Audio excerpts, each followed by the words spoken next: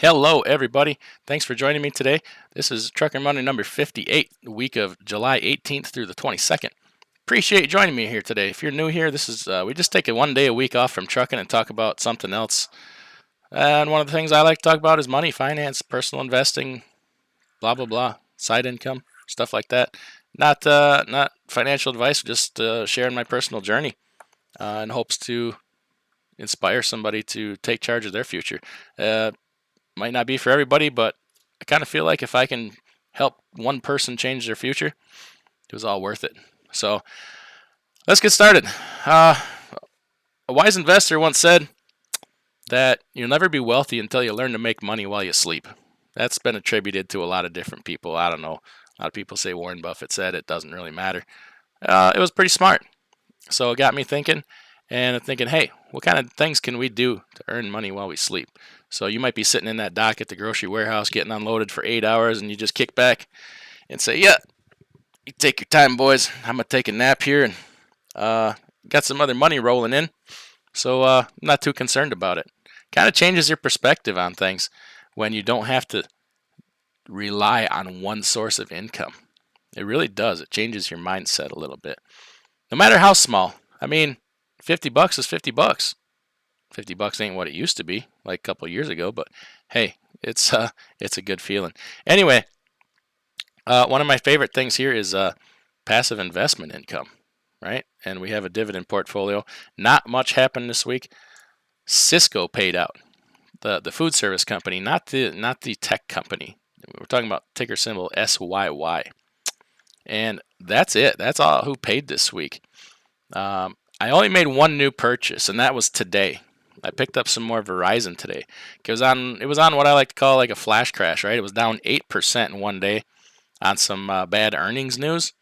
And I have a 30, 40-year perspective on this, not trying to flip it and make money next week. So for me, a chance to buy Verizon at a 5.37% starting yield, I'm all over that. Like, I'm talking about, like, I want this for my retirement and my children and my grandchildren, right? This ain't for next week. So to buy a world-class company at a starting yield of 5.3%, I'm all about that. So bought a little bit more Verizon today on that news. So no dividend raises this week. We didn't get any increases. But I got to looking. Occasionally I looked at things other than what I own. And something that I found kind of interesting, Landstar Systems, a trucking company that y'all might work for, raised their dividend 20% this week. So if you're a Landstar driver and you're sitting there thinking, man, this company's getting one over on me, blah, blah, blah, hey, remember, there's more than one way to make money. So if you can't get them on that front side like that, go around and get them on the back side and collect that 20% dividend for being a shareholder. A lot of companies, a lot of trucking companies are reporting great numbers right now and record quarters. So expect some good, healthy increases. And either last week or the week before, I talked about, I think banks are going to do pretty well in this rising interest rate environment. And turns out, hey, that's kind of true. Goldman Sachs this week announced they're raising their dividend 25%. Ohio Valley Bank, I have no idea who they are. I don't own these companies. I've not done any research on them. I've just seen this. Raising their dividend 40%.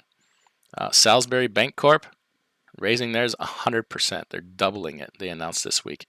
So there are ways to make money in different environments. You just have to do the homework, right? So this week I wanted to talk about morals in investing, and can the two coexist? I get comments now and then about, I could never own that particular investment or stock or whatever. For instance, let's just talk about one, Johnson & Johnson. Gentleman was making the claim, I could never own Johnson & Johnson. They make drugs that are harmful to people, right? Johnson & Johnson was part of that Oxy lawsuit. And they're not the only ones that made that drug that was abused by so many people, but they're the ones with the deepest pockets, so they're gonna pay for other people's sins too.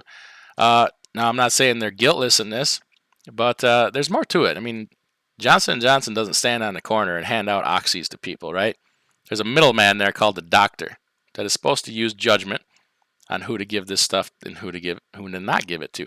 Now, the doctors had been incentivized to push this drug, which is wrong, and that should be penalized.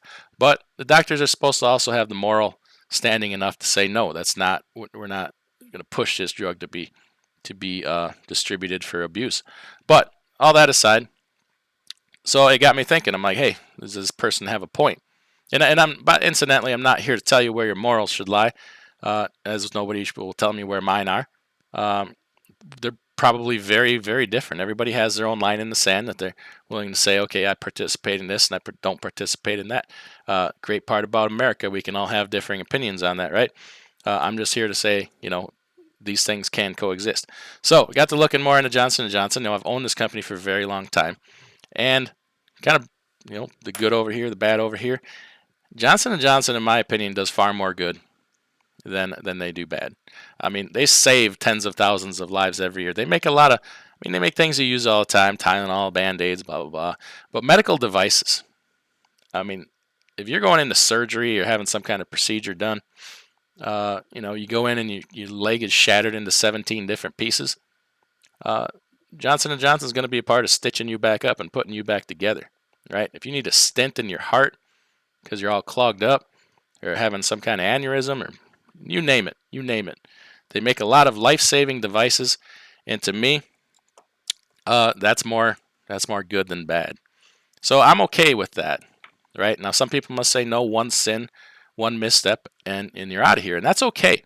Incidentally, there are mutual funds and ETFs that is their primary focus. It's socially responsible, they'd be called. Now they may say, okay, no investments, no stocks that produce alcohol, cigarettes, pornography. You can go different places with that, and then they would exclude these from that portfolio. Which is, hey, if that's your primary focus, that'd be a great way to go. But some people are a little loosey-goosey with it. Some people have strict rules. I like to make my own decisions. That's why part of the reason not the only reason, it's one of the reasons I prefer individual stocks is I can say, okay, I like, take a popular mutual fund would be American Growth and Income Fund, American funds, right? If you look at that, and there may be 90 stocks in that mutual fund, right? And you go through the list and say, I like this. I like 78 of the 90 stocks, but not those 12. Those 12 say, I can't be a part of this. So in today's world where, commissions aren't really a thing anymore, you can open an account at Fidelity, Vanguard, T. Rowe Price, all kinds of different places, and effectively build your own mutual fund. Now, people say that that's foolish. If you own more than a certain number of stocks, you might as well own a mutual fund. But they own that many, so what's the difference? And if you own an S&P index fund, they don't even put homework into them. You say, well, if you own so many stocks, you should have a mutual fund because money managers keep track of it in ways that you can't. Well, not if you own an index fund. They must buy the S&P 500. If it is an S&P 500 fund, they must buy S&P 500 in a set forth rules and proportions deemed in their weighted proportions, and that's it. There's no other decisions being made there, and that is if the company is good or bad, whatever, they must buy it if it is S&P. So that's sad reality. Anyway, getting back to what we're talking about, Johnson & Johnson. There's two stocks that even are on my radar right now that I own that I have questioned. Now, every company over the course of history has made missteps. You can literally find something wrong with every company, find a reason not to invest with them, right? So, hey, you gotta decide how strict we are with this. And they've all made maybe an advertising misstep. I know Pepsi has. I own them. They got over it. Gillette, which is now part of Procter & Gamble, they've had some advertising missteps. Unilever, but it kind of ended there. Okay, but there are some companies, and we'll get to the other one. The first one that's on my radar is Altria, ticker symbol MO, a tobacco company. Now, back when I originally bought this stock, you got to remember, it was way more involved in this company. A lot of food products and snack products that they've spun off through the years. If you take all those companies and put them back together into one stock in Altria, you have, I think literally the best performing stock of all time. They would be considered. But if you kept all the spin-offs, etc. Um, but now they're almost purely a tobacco company. They own 10% of InBev, Budweiser, and a cannabis company. I don't know what the percentage is, but almost purely tobacco. Now, in my opinion, tobacco is kind of harmful, right? But then the other part of me says, okay, if adults want to make adult decisions and participate, that's on them. I'm okay with that as long as everybody's willing participant. But then you got to bring the thing in with the kids, right? You can't push these products on kids. And I think they've taken a lot of steps to get past that over the years, all these different tobacco companies, because of lawsuits. Remember, they had to take Joe Camel off the pack. But now you have these vaping products and the Juul products, which there's a lawsuit, and that's going to be taken care of here. But they're a little too loosey-goosey for me with the rules on these vaping products, and I see way too many kids vaping. That's an adult thing, in my opinion. I don't believe that's right. But we'll see how that all plays out. Because I don't want to stop adults from being able to make decisions, even if I think they're hurting themselves. That's their business. But the company that's number one on my list right now is Starbucks.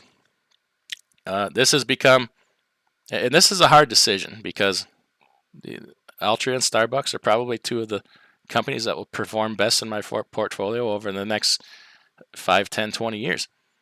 Starbucks has become just an incredibly woke company. And they've said and promoted some things here over the last few months that they cross the line with me. They really do. And my first instinct was say, all right, I'm out. Just no more of this. But then the adult in me has to say, okay, stop. Let's look at the facts and give them a chance to correct this course, right? So we'll be giving them to the end of the year to correct course on this. I don't think they will. I think if anything, they'll double down on it and go further into it. But then they're out. You have to decide if your morals are important to you, you have to decide how far you're willing to go with things, and at any cost, cut ties. But that's for each individual person to decide. But I don't think they'll correct course. In fact, I think they'll get worse. And that's something that we've talked it over with my wife, and that's something we're not willing to participate in, regardless of the financial gain. I mean, we could say, "Oh, screw it, we'll just turn a blind eye to it and make a ton of money over the next 20 years." But guy has to be able to sleep at night too. If that kind of thing is important to you, and to a lot of people it's not, and I also respect that. Like I said, it's up to you to decide your own morals. But I just wanted to point out that the two can coexist. You can still put money to work and be morally and socially responsible if that's important to you. Like I said, you can find something wrong with any company. You take a company like Disney, and in my opinion, Disney's untouchable. Some of the things that they have done are just beyond reproach for me. And you might think, oh, it's a kid. What is it? It's a kids company. They make cartoons and kids movies. If you look further into it, you might change your mind on that. I don't know. At any rate, my voice is kind of shot, so I'm going to keep this one short this week. Everybody have a great week, and we're going to talk to you later.